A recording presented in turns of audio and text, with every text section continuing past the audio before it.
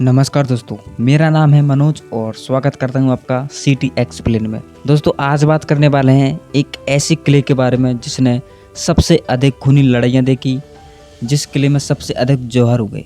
यानी हम बात कर रहे हैं राजस्थान के प्रसिद्ध चित्तौड़गढ़ दुर्ग के बारे में।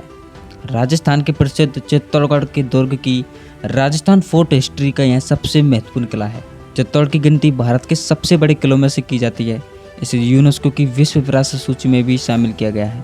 मध्यकालीन राजस्थान इतिहास में यह मेवाड़ राज्य की राजधानी हुआ करता था। इस पर गोहिल एवं सिसोदिया वंश का शासन रहा। 180 मीटर की ऊंचाई पर बना यह विशाल किला 691.9 एकड़ भूभाग में फैला हुआ है। आज हजारों की संख्या में पर्यटक चित्तौड़गढ़ के किले को देखने के लिए आते हैं। तो चलिए इस किले का इतिहास जानते हैं।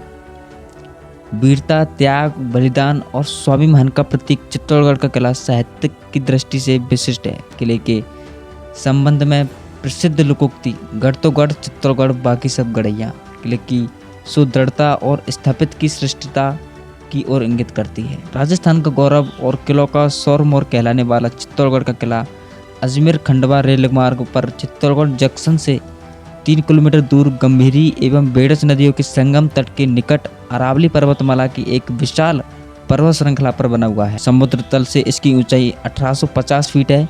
क्षेत्रफल की दृष्टि से इसकी लंबाई लगभग 8 किलोमीटर व चौड़ाई 2 किलोमीटर है। दिल्ली से मालवा और गुजरात को जाने वाले मार्ग पर अवस्थित होने के कारण मध्यकाल में इस किले का सामरिक महत्व था। चित्तौड़गढ़ के किले के निर्माता के बारे में प्रमाणिक जानकारी का अभाव है। वीर विनोद ग्रंथ के अनुसार मौर्य शासक चित्रांग ने यह किला बनवाकर अपने नाम पर इसका नाम चित्रकूट रखा था। उसी का अपभ्रंश चित्तौड़ है। मौर्य वंश के अंतिम शासक मान मौर्य से 8वीं शताब्दी में गोहिल वंश के संस्थापक बप्पा रावल ने इस पर अधिकार कर लिया।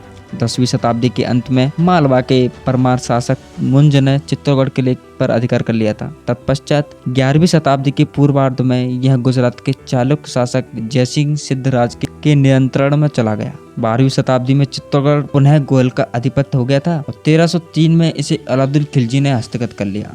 1326 में सिसोदी के राणा हमीद ने गोहिल सिसोदिया वंश को प्रतिस्थापित कर दिया था। 1568 से 1615 ईस्वी तक यह किले मुगलों के अधीन रहा। 1615 ईस्वी की मेवाड़ मुगल संधि के परिणाम स्वरूप यह पुनः गोहिल वंश को प्राप्त हुआ। तब से 1947 ईस्वी तक इस पर मेवाड़ के गोहिल सिसोदिया शासकों का यह अधिकार रहा। दोस्तों इस किले में 3 जौहर हुए थे। सबसे पहले रानी पद्मिनी ने 700 राजपूत महिलाओं के साथ इस किले में जौहर किया था। उसी कुंड में राजपूताना आन की खातिर 2 बार राजसी परिवारों की महिलाओं अग्नि में समाई गई। कहा जाता है कि खिलजी ने रानी पद्मिनी को एक दर्पण में देखा था और देखते ही रानी पर मोहित हो गया था। मोहम्मद जायसी की लिखित किताब पद्मावती में बताया गया है कि राघव चेतन नामक व्यक्ति ने रची थी साजिश। राघव चेतन चित्तौड़ की राजसभा में एक कलाकार था जो जादू भी जानता था।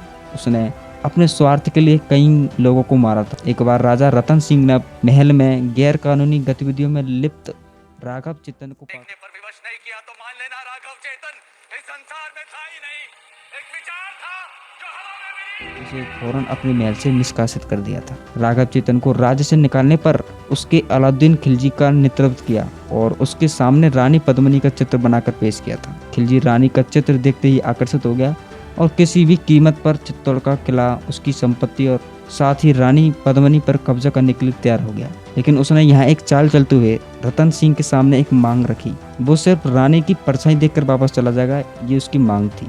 खिलजी की इस मांग को राजा रतन सिंह ने पद्मिनी के सामने रखा और युद्ध न होने के लिए उन्हें खिलजी को मिलने के लिए मना भी लिया। रानी पद्मिनी रतन सिंह से बात मान तो गई, लेकिन वह खिलजी के सामने नहीं आना चाहती थी। लिहाजा शीशी का इस तरह प्रबंध किया गया था कि सुल्तान रानी की छाया उसमें देख सके। कहा जाता है कि रानी की एक झलक देखकर अलाउद्दीन खिलजी रानी पर मोहित हो गया था।